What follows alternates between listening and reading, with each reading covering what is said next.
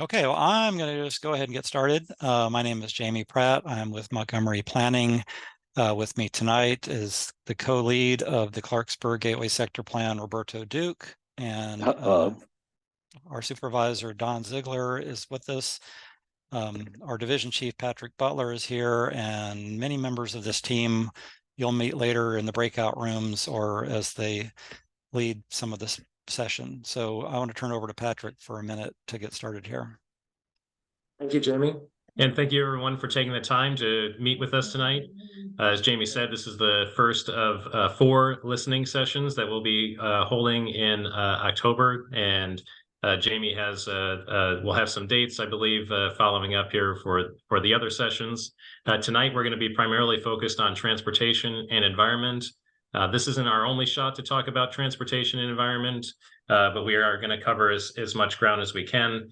And again, the point of the listening session really to understand the existing conditions, some of the concerns that you have, positives, negatives, anything in between that are going to help us build towards our existing conditions plan, which will be produced and presented to the planning board later in November. So with that, this is the first of many listening sessions. We're not going to be able to cover everything in one night, but we will appreciate everybody's eagerness and enthusiasm as we begin this plan. So thank you very much. I'll stop there and turn it back to the team. All right, thank you, Patrick. So I'm going to go ahead and start the presentation. And one moment while I turn on the laser pointer. Okay. So again, this is about the Clarksburg Gateway Sector Plan, listening session number 1 on transportation and the environment. I think by this time, most people have stumbled upon Zoom enough, but just as a reminder, the unmute and mute button is on the bottom left, and to start your video is in the second position there. You can use the chat if you have to reach us through a chat message. You can view the participants, share screen, etc. Although I believe I've disabled share screen for the moment. Tonight, we're going to cover the 2 main topics. Right now, we're in the introduction background information phase. It's about 10 minutes for each presentation. We may have gotten that a little bit quicker. Each breakout session will be about 20 minutes long, and we'll cover 4 main prompts that we hope will get the conversation going. And then when we come back to the main session again, we'll spend a few minutes recapping what the various breakout rooms had to say so that other breakout rooms might find out something that they didn't hear in their own.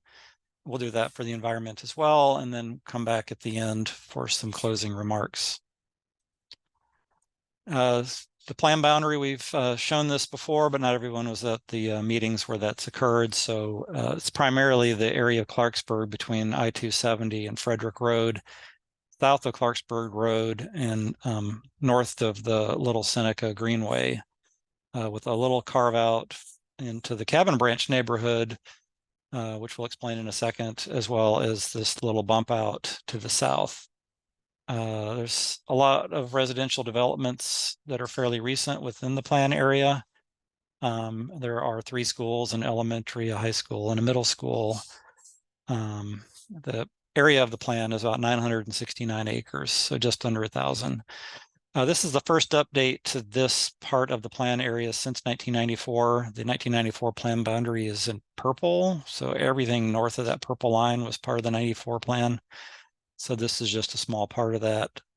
The section up in the north that's green, that was part of the 2014 10 Mile Creek plan.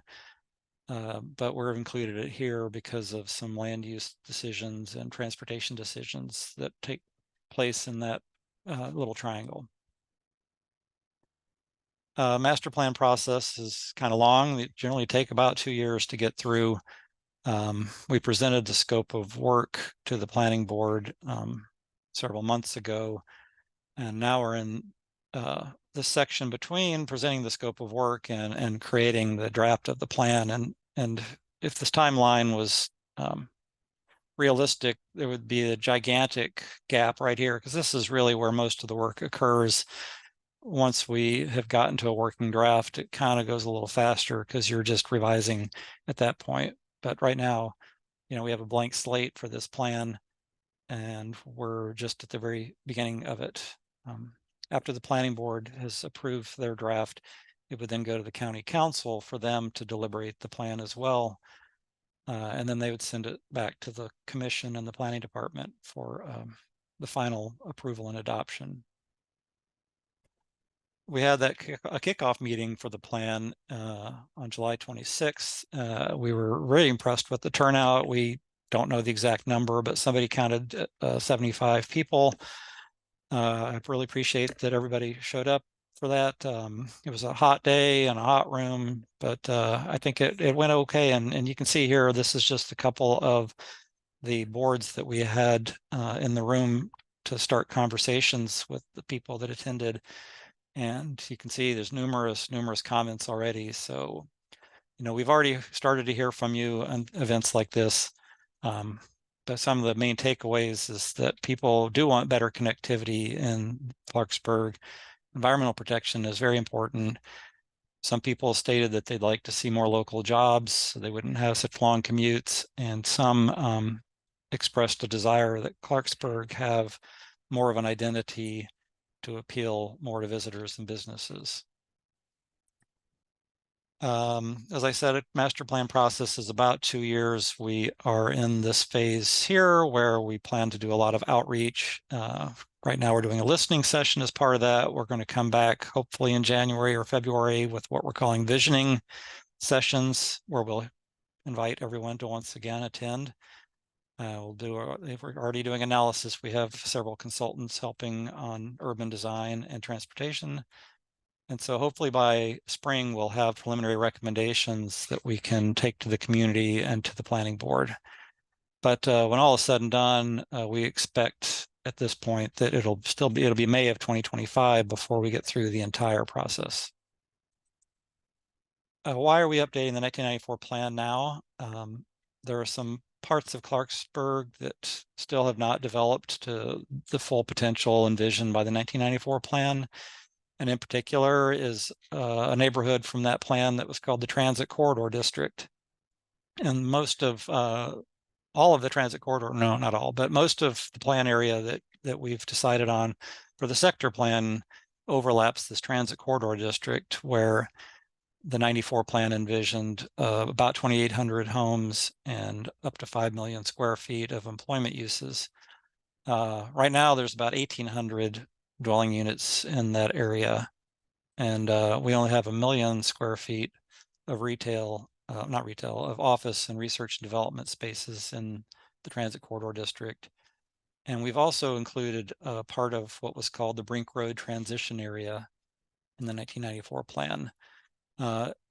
They envisioned 1,000 units in that part of the plan, Clarksburg plan, and they have about that many. I think it's just over that, but none of the 871,000 square feet of employment uses have materialized since 1994.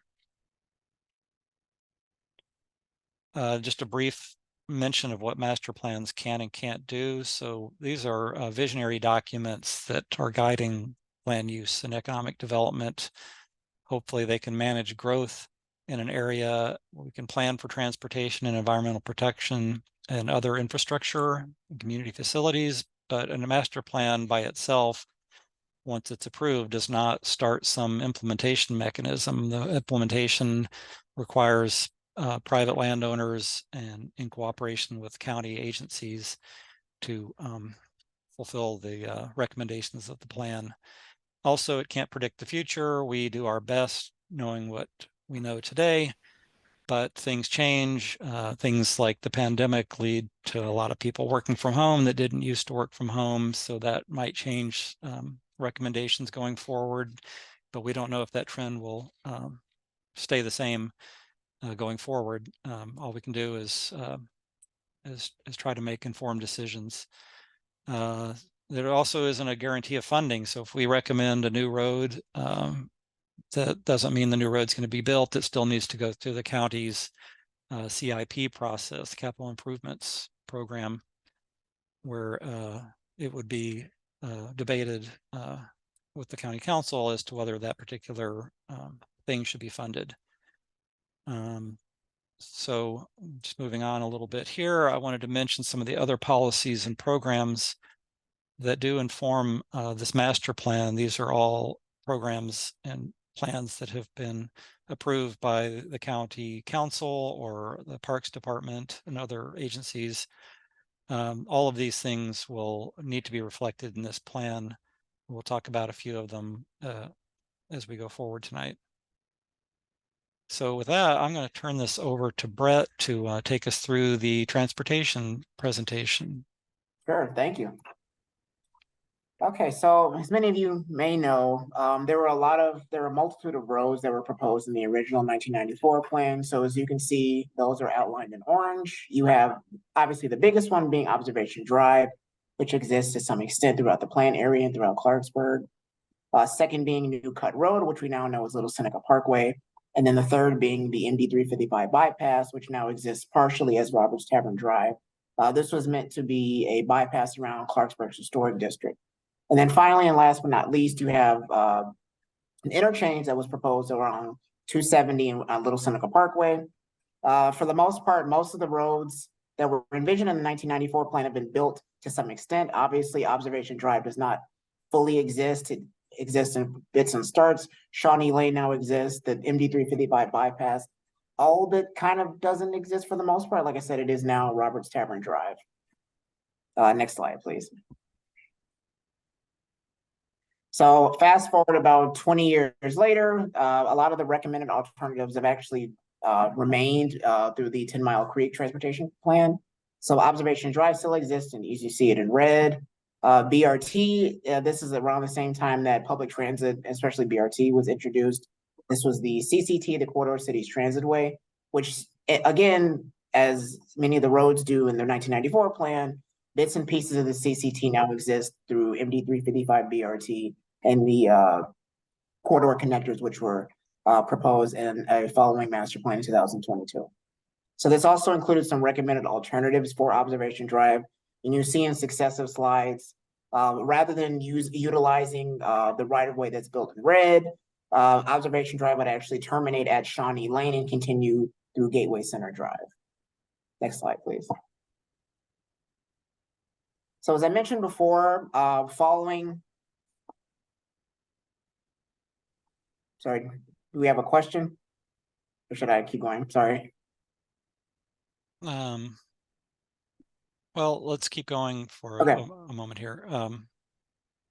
So as I mentioned before, there are a multitude of BRT routes that are planned for Clarksburg. They're not Clarksburg specific, but they all terminate within the community. So you can see outlined in green, this is the MD 355 BRT. So it again utilizes MD 355 with stations and connections down to Germantown Town Center and the Germantown Transit Center.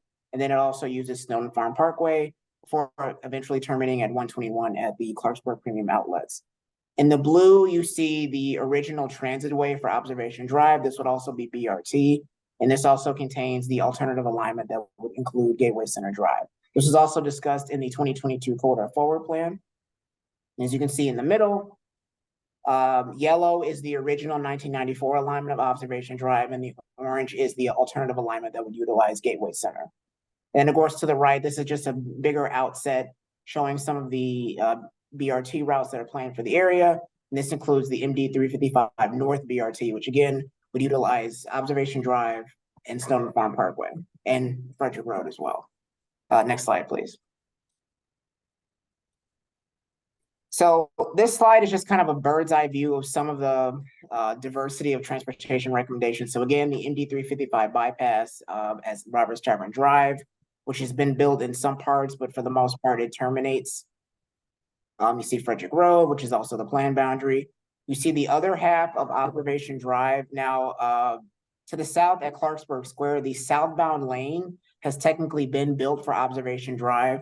We actually did a walk audit in the spring where you see this pedestrian bridge and where the southbound lane would be, I'm sorry, where the northbound lane, the southbound lane has been built. The northbound lane, where the northbound lane would be, would actually be in a stream valley, and it's actually fairly steep. So as you can see on the map, you see the observation drive alignment, but you also see the multiple stream crossings that would have to be disturbed in order for this alignment to actually be built to connect from Gateway Commons all the way down to Clarksburg Square. Next slide, please. And then this, I'll touch on this very briefly, but in the 1994 plan, there was an interchange that was planned for Little Seneca Parkway. If Little Seneca Parkway was extended past 270, there's currently a plan with MCDOT to extend at least a portion of Little Seneca by way of Observation Drive. So Little Seneca Parkway would actually terminate at phase 1 of Observation Drive. So the second picture shows a different design concept for the interchange. This area where the interchange is environmentally sensitive. There's also a tributary for Little Seneca Creek.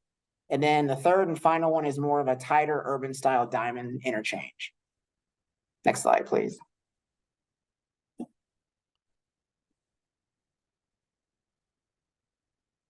And this just kind of wraps everything up in a little bow. A lot of the transportation recommendations that we'll be discussing today emanated from the 1994 plan. A lot of those same transportation recommendations were tweaked in some way, but they were also kept in the 2014 10 Mile Creek plan. And then Corridor Forward basically bolstered some of the public transportation recommendations, especially BRT along 355, and then the original 1994 transitway that would utilize Observation Drive. Next slide, please. So this next couple of slides just kind of offer like a brief community snapshot. Unsurprisingly, given the lack of public transit within the Clarksburg, within the sector plan boundary, and within greater Clarksburg, a great majority of people do drive alone, carpool at second, working from home, which has also become the norm at third. And again, unsurprisingly, public transit is at 3% and walking is at 2%. Next slide. And then following that, again, unsurprisingly, a majority of the people within the plan boundary work within the county. 15% work outside of Maryland. This is probably in Virginia.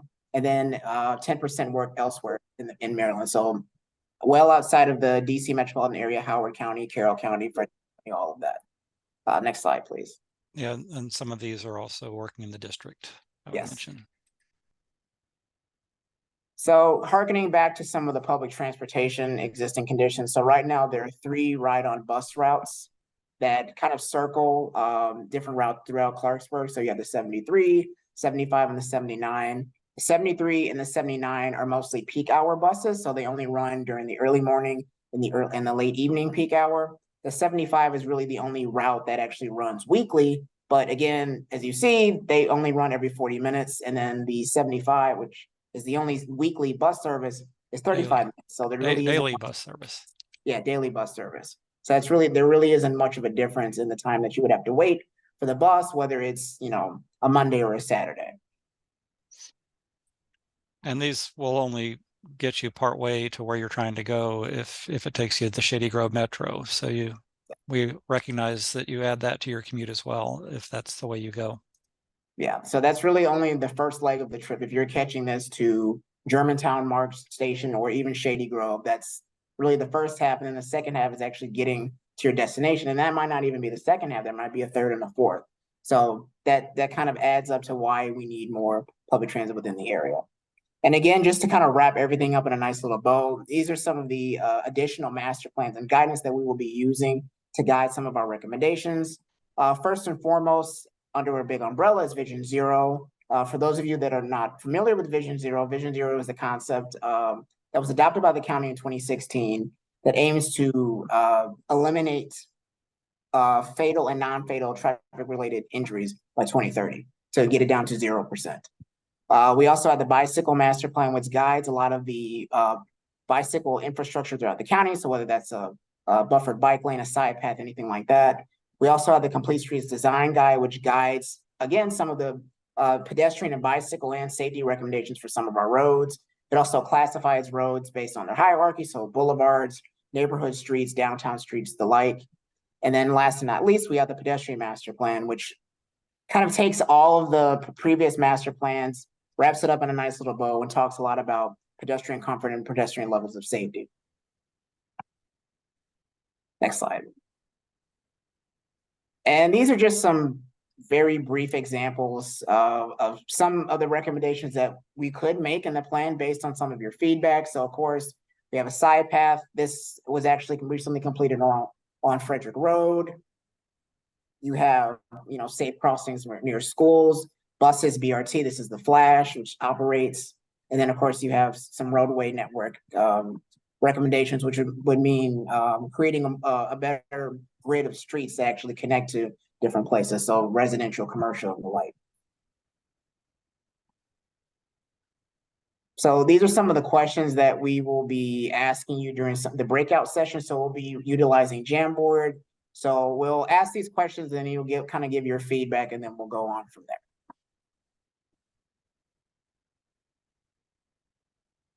And so I am going to be setting up the breakout rooms. Hi, Jamie. I already set them up. So You if did? you want me to launch it, I Oh, can. please do. Okay. All right. See you all on the other side. Okay. Hello and welcome back. If anybody has forgotten to mute themselves, go ahead and do that again if you could. So I wasn't able to participate in the breakout rooms because I was monitoring the mothership back here. So I was able to pop into a few of them and heard some good conversations going on. But we do want to move on. But before we do that, let's talk about what we heard. And I was going to call on the facilitators of the breakout rooms to unmute themselves and tell us what you heard. And you can share your screen if you'd like, but just kind of the big ideas is really, we don't have time to go through each point. But if you could tell us the big ideas you heard in your breakout rooms. So who's the group one facilitator? Roberto. Sure. I think one of the main things in this, especially that last question where we got to some main points, for example, with the ComSat site, to use the internal roadways to help with new connections, so north-south connections, to better utilize the existing infrastructure that we do have. So that may be to make sure that it can carry the traffic and also make it more walkable and bikeable. Some folks mentioned that the intersection of Shawnee Lane and 355 doesn't really work. It's doesn't really work as it is currently constructed. It's kind of a horrible intersection, and that prioritizing should be made on also walking and biking in the area. And especially important was building of an interchange. Some folks thought would wipe out many of the sensitive environmental areas that are in the Clarksburg area, and that we need to use a gentler approach to any new roads as they're being built. Those are kind of the main points. And we did talk about other things too, but also that some of the transit routes are very slow, so that's why people don't use them, the public transportation, as much. And if there's anything else, please leave it in the chat. If I've missed something, that would be very helpful. Right. And so let's go ahead and go to group two.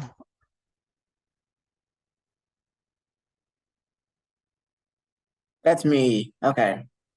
So, sorry, I'm trying to bring up the slide. So we talked a lot about observation drive. One of the major questions was possibly doing some kind of a road diet, given that the road is projected to be fairly wide, and because it's going through a lot of environmentally sensitive areas, would it make more sense to kind of cut down on that to avoid any extraneous impacts? There was also a question about access from West All Baltimore to I-270, and that kind of feeds a little bit into what I had mentioned before about, a possible interchange or a bridge from Little Seneca over I-270. There was another question about expanding capacity on MD-355, given the fact that there are a lot of north-south connections throughout Clarksburg. Observation Drive might be a little bit redundant, which I can understand. But increasing capacity on 355, expanding lanes, and also adding more BRT lanes instead of Observation Drive. I think that was just about the big main points. There was another comment about building roads through environmentally sensitive areas, which I think we've touched on for the most part. And then making sure that any kind of roadway alignments avoid any impacts to existing businesses. But hopefully I kind of covered everything. If anyone in my group has anything else to add, please feel free.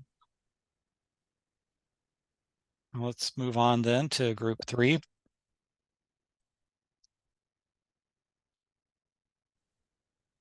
Hi, in group 3, we only had a small number of people who actually live in the area, but most people said that they drive most places.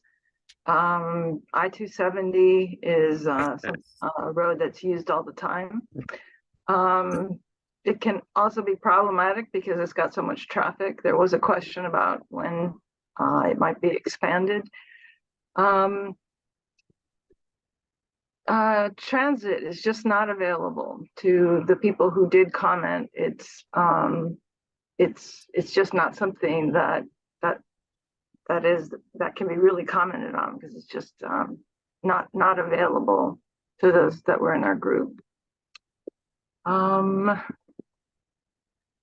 So what is the experience walking or biking in your community? Biking is not necessarily safe everywhere, especially if you're trying to get somewhere. The pathways that are along the road are too close to the road, and it doesn't feel safe. Although a lot of people do love walking in the on the pathway system and in natural areas, natural sensitive areas. And that was about it for our group. Thank you, Catherine. And group 4, last but not least. Hi, so my group shared that it was mostly drivers, folks that drive, but there was expressive interest in other modes of transportation. It seemed that some of the major challenges were that there's not a lot of other uses, such as commercial or like institutional kinds of land uses in Clarksburg. So there was a lot of traffic created from everyone leaving to go to work and participate in activities other than just their house. And there were some serious concerns about West Old Baltimore not being safe for walking along, for biking. It really seems that the only option in this area is a car, and that roads can be poorly maintained. There seems to be too much residential use, which also contributes to the traffic, like I said. Observation Drive has not yet been built as promised, and that they would really like to see more options. And so some of the personal experiences around walking or biking include feeling very uncomfortable along the busy roads, and feeling like pedestrians and cyclists are second priority, even though there's a lot of interest in biking and walking around. And we talked about some of the places that folks do enjoy, which seem to be protected trails. And so why can't more roads be bike paths was a thought that was expressed. And then also thinking about recommendations, someone mentioned that they would really like to see a local small bus route that's specific to Clarksburg to connect some of the like schools, shopping areas, parks. And again, it would really be great to have more biking opportunities. Well, thank you, Alex. All right. In the interest of time, I'm going to barrel through to the next part of this presentation, the environment section. So for this, I'm going to turn it over to Catherine and also try to share my screen again and hope that I did that correctly. So how did I do, Catherine? Catherine? Oh, you're on mute. There you are. Good. Yeah, Clarksburg is a pretty unique place environmentally. has some of the highest elevations in the county, up at the tip top of this plan area, and some of the steepest slopes. It has a unique underlying geology, thin erodible soils, and the stream valleys are complex, supporting numerous seeps and springs. The 1994 master plan, next slide, recognized these natural features and included an extensive greenway network and designated water quality special protection area for this whole master plan, which eventually turned into 2 special protection areas, the 10 Mile Creek and the Clarksburg. These designations acknowledge the particularly good water quality, but also the high density zones that tend to degrade stream water quality without the special measures for their protection during the development process. Next. The evolution of the plan area can be shown in a series of air photos. Now, in the past, Clarksburg was a farming community, even in the floodplains, as you can see along the main stem of Little Seneca Creek. But there is evidence from the 1950 air photos and the 1944 USGS maps that some of these areas in this particular plan area remained in forest even through the farming phase. This may be due to the topography, shallow soils, and wetlands in those particular areas. Next slide. So forest continues to fill in some abandoned farm areas as we move to 1970. Clarksburg Road is being realigned and I-270 built. Go ahead, ComSat's also there now, all by itself. Next slide. Roads are some of the things that you noticed. The Gateway Center Drive and Shawnee Lane are now connected. Go ahead. The development of Gateway Center Drive, which was zoned prior to the last master plan, is now built. Also, some schools have begun appearing in the north and along 355. Next. So here we're beginning to see the neighborhoods fill in response to the master plan, and the high school has been built. Little Seneca Parkway is now built as well. And as part of the development of these areas, some of the stream valleys are being planted and are beginning to fill in with forest, as well as a great deal of forest and stream valleys are being preserved. Next.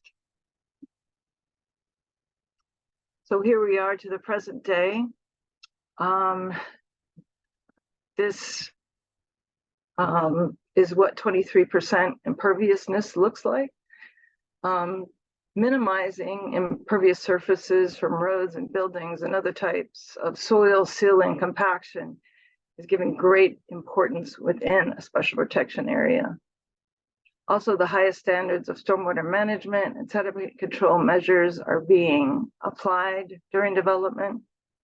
And the stream valleys, wetlands, and steep slopes and forested areas have been protected. Notice Little Seneca Creek is beginning to look like it is a forest as well. At this time, that's 30% forest within this plan area. Now, the graphic that popped up is a record of water quality monitoring within this particular, what we're calling the Cool Spring tributary. So you can see when they started monitoring, the water quality was pretty high. And what they have is those vertical lines showing when the different developments got underway, when they broke ground. And typically there's a drop in water quality during that construction phase. And often a bounce back after stabilization takes place. The most recent development has been Dowden Station. And there has not been a a chance for stabilization within the stream water quality until this time. Next. Some of the forests outlined on this graphic have been around for a very long time, as I said, and they are mature and thriving forests today. Some of these areas with the asterisks have been identified by the Maryland State Department of Natural Resources as significant for the conservation of biodiversity and as important targeted ecological areas. These should be carefully considered for protection and enhancement during the master plan process. Next slide. One of the signature features of the 1994 Clarksburg Plan was a network of greenway, parks, and trails. The system now exists across the southeast Clarksburg Gateway boundary. Now, the Coolbrook tributary was designated by the 1994 plan as private conservation. So go ahead and bring up that graphic. So this is directly from the master plan. But it appears that because of the wide floodplains, seeps and springs, adjacent steep slopes, there's been very robust protection within this tributary.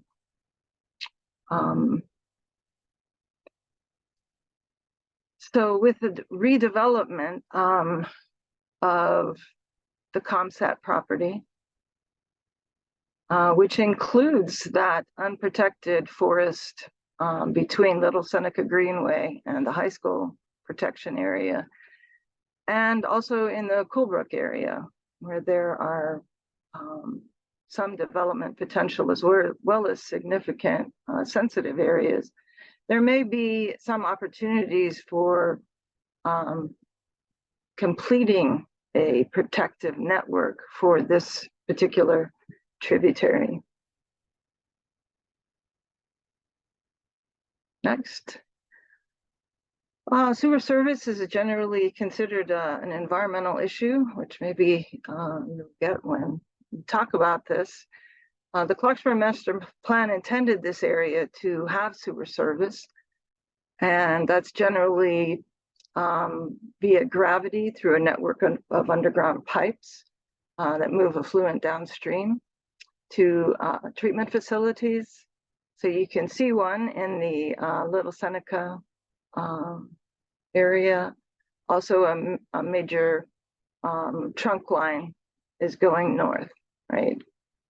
And that stub area is the trunk line serving the high school. So Lithicum Farms, which is south of West Old Baltimore, and the ComSat property will be served by the existing trunk within Gateway Center Drive. But more problematic will be the Coolbrook area, north and south of Shawnee Lane, because their closest gravity connection is that high school stub. And that goes through some pretty amazing natural areas. So the master plan will need to explore some creative land use and infrastructure options for these remaining undeveloped properties. Next slide. All decision making for development density, for land use design, public and private conservation will happen within the context of the county general plan and the climate action plan. And many of the goals within these plans dovetail very nicely with goals of for the development of special protection areas. Back over to you, Jamie. And let me figure out how to unmute myself and turn my camera on. Thank you, Catherine. So we're about to start the second breakout room session. So again, this is just some prompts that get you thinking about what you might like to see when you think about the natural environment, what's important to you. Of course, it's all important, but there are trade-offs that have to be made. So we just want to hear your ideas, what you have observed, what you'd like to observe. And I am going to hit the next button. So you can see here are the breakout session 2 questions, but prompts will be in your breakout room. So Alex, if you could kick off the breakout rooms again, I would appreciate it. I think we're all back here, so I want to let you guys get caught up later, but I do like to see the smiles. So that was let's see. I'm gonna let's call on the group. Let's have group 4 go first this time and tell us what you heard. Okay, switching it up. So for the question, where do you live? How do you experience your natural environment? How do you interact with nature? It seemed that trails were really a good way for folks to get out into nature and experience the areas they really like. Black Hill Park just got raving reviews. People really love that park. And then people also try to use the neighborhood parks near them. Yeah, so I think the major takeaway was bikeways, walkways are really great for getting outside. Also, Little Seneca Greenway got a shout out, even though there are no trails there. And so what aspects of the natural environment are most important to you? Again, trails were huge. It seems that folks really value forests for the different kinds of features that they provide, such as helping reduce heat, just being really great to be around, aesthetically really beautiful. People also mentioned wanting to feel safe when they're out in parks in the natural environment. They appreciate when water systems like creeks, streams are healthy and not full of algae blooms. There was some concern voiced over tree loss, canopy loss in the county. There's emphasis on protecting quiet areas and the significance of that. And there were also some concerns over maintenance, such as the concerns mentioned over unlawful cutting of vegetation when people kind of go in and take stuff and kind of leave it in a worse shape. So prioritizing protecting those kind of assets is important. And so given increasing precipitation, wind, heat, what would help? More trees seem to be a big takeaway, specifically native plants and trees. Also nature-based stormwater management. So instead of just massive bioretention, trying to integrate more trees and make it more nature-oriented. Also try to provide more shade and paved areas to deal with extreme heat. And just more trees when it comes to development projects. Thanks. Thank you. If folks have anything else they want to add, you can throw it in the chat. Did anybody mention trees? I'm just kidding. Yes, we love trees. Group 3, please. I had a comment on trees that Okay. I really like trees there, but I think they're have to be used in a measured way. It's great to have a an open space that's been cleared of all trees and buildings put up, trees lining streets and whatnot, and then individuals plant their own trees. But very oftentimes, sometimes trees are put along roadways to the effect that they block vistas on that roadway. And I know planners consider these things, and I think it's something that may be considered again, because very oftentimes there have been preserving a grown-up area alongside a road is actually preventing a really beautiful view of a meadow in a stream bed or something, and so you're losing that feature because you're wanting more trees. But that's up to you great guys at planning and the landscape architects and all that you have. I've found to be very capable people. And all right, considering that, I think it's a good condition. Thank you, Dan. That's an interesting observation. I'm going to move on though to group 3 so that we can wrap up, hopefully not too long after 8:30. Yeah, and I'm not going to repeat too much. We also had a bunch of people who love Black Hill. They love to hike around the neighborhood. People go to the trails every day, but the bigger point is that the stream is a big concern. The development is affecting the water quality. You know, they're witnessing degradation, so the streams are very vulnerable. That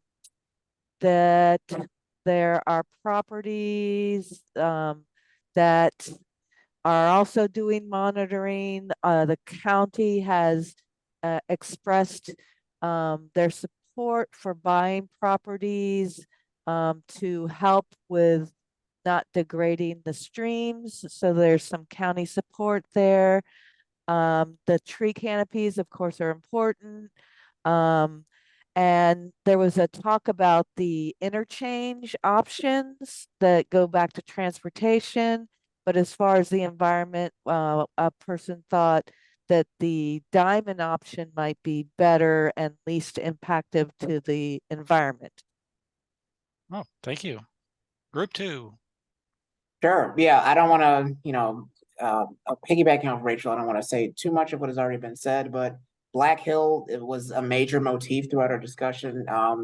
There was a comment about the fact that there is a lot of greenery within Clarksburg, but most of the time you're not really aware that it's there. So maybe some signage, some kind of wayfinding might be a little helpful.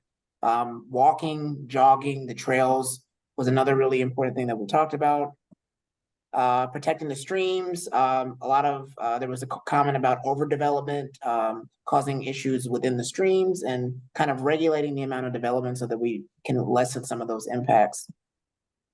Making the area more bikeable, having more outdoor recreation facilities, and then going back to transportation, lowering the intensity of Observation Drive so that it's a little more sensitive to some of the environmental features that it'll eventually run through. And if I don't think I missed anything, but yeah. Thank you, Brett. Group 1, Mr. Roberto.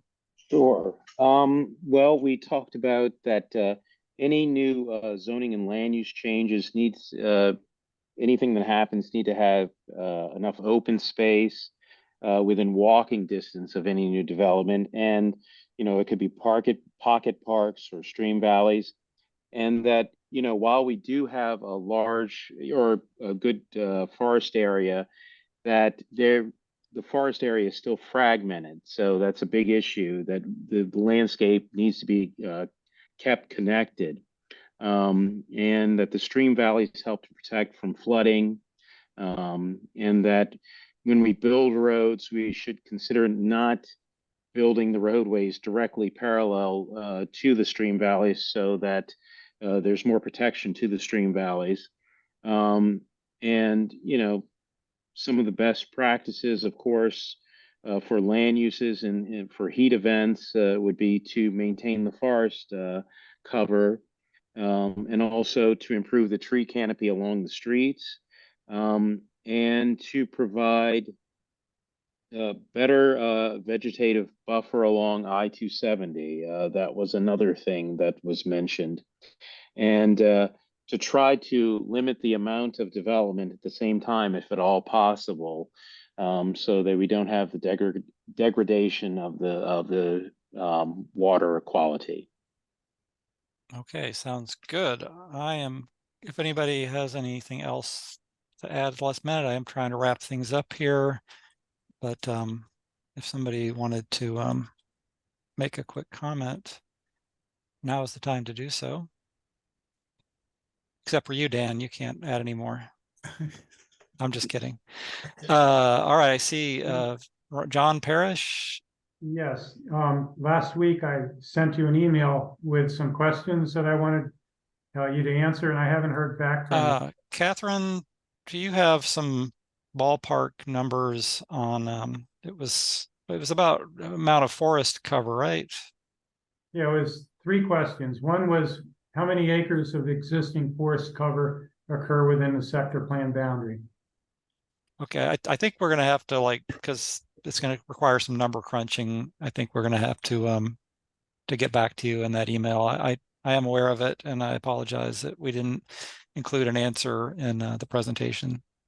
The existing is 285 acres. As far as the potential losses, there are a number of different options, as you can see. So that is going to require a little more work to come up with the potential forest loss. Okay, All right, thank you. I'm going to reshare the presentation here and move it forward to, I think we've only got a couple of slides left here. So that was the recap on breakout session 2. So Roberto? Sure. Are you sharing the screen? No, I forgot to, but I'm seeing it. One moment. Technology. Darlene, I am retiring in December, so let's keep in touch. Yes. There may be someone else with their hand up real quick. I just saw as we were, someone else may have had a question real quick. That might have been me. I raised Sure. lowered it. Oh, okay. I had a question about the budget. Is this a good time to ask that? Depends on the question. The budget for Observation Drive was like $500 million. What makes it so expensive? That would be a question really for MCDOT maybe to answer. I'm not sure as to, you know, all the ins and outs of the finances that go into the road design and the actual implementation. Okay, who would I ask about that? We can check with some of our folks at MCDOT and get back with you, who will be associated, you know, with helping us with this plan. Okay, cool. So, if you email us with your question, that would be great. All right, great. Thank you so much. All right, thank you. Actually, Roberto, I do think we have a representative from MCDOT, not to put them on the spot, but if they, you know, they're free to answer that question, please feel free. If not, we can always get back to you at a later date. I can answer a little bit. So Andrew Bossy, Montgomery County DOT, I'm of course not involved in the project, you know, on a hands-on daily basis, but I'll put a link in the chat that has a directly to the budget. It's not a $500 million, but it's about a little over 100 million. Still pricey, but for the length of the project, that is about the right ballpark. Roads, they're expensive, and I'll put a link to that in the chat in just a moment. But yes, of course, if you have deeper questions, just send an email to the planning staff. They'll get back in touch with us, and we can get it to the better people at DOT to answer that question than me. Our emails are on the next screen. Thanks. I'll put the link in the chat in just a second. It was 115,000. Okay, yeah. Thanks. Sure. So to wrap up, you know, today's session was about transportation and environment. We will have a session next Wednesday evening that will be in person. All the rest of the sessions will be in person, and they'll be held at the Rocky Hill Middle School. The next two will start at 7 p.m. and end around 8:30 and discuss the topics on the right-hand side of the screen. And then there will be another one on a Saturday, just kind of a catch-all to look at. That I hate to interrupt, but I noticed that we have the time is incorrect on the slide. It's from 11 to 1 now, so I apologize for interrupting and for having the incorrect information. But on Saturday it will be at 11, not at 10. So just a catch-all. So if you want to come in just to discuss some other any of the topics above topics or any other concerns, you can do that. And again, just to show you the schedule, we're in the kind of initial stages. So having the listening sessions this month, and then we will have an existing conditions presentation to the planning board, likely sometime in November. And following that, we will have visioning and analysis. So looking at potentially having preliminary recommendations in the late winter early spring of 2024. And, you know, again, as Jamie was saying, the sector plan is a little bit of a process. So it does take about a year and a half to 2 years to complete. But, you know, if you have any questions or want to provide us with any additional information, we have our emails here, Jamie and I and myself, our emails, and we also have a link to the plan website that you can use to look at some of the information. And if you have any questions, please just give us send us an email, give us a call, and we'll try to answer as best we can. And, you know, I thank you for coming out this evening, and we look forward to your continued participation. And please, you know, tell some of your neighbors or friends or interested parties, you know, that we'll be having these upcoming meetings. So the next one will be next Wednesday evening from 7 to 8:30 at the Rocky Hill Middle School. And we look forward to seeing you then. Yeah, we had a lot of great energy at our kickoff meeting. Excellent information provided tonight. We really appreciate you joining us. So hope to see you soon in person. Thank you, everyone. Good night, everybody. Thank you. Thank Night. you. Thank Right, you. thank you.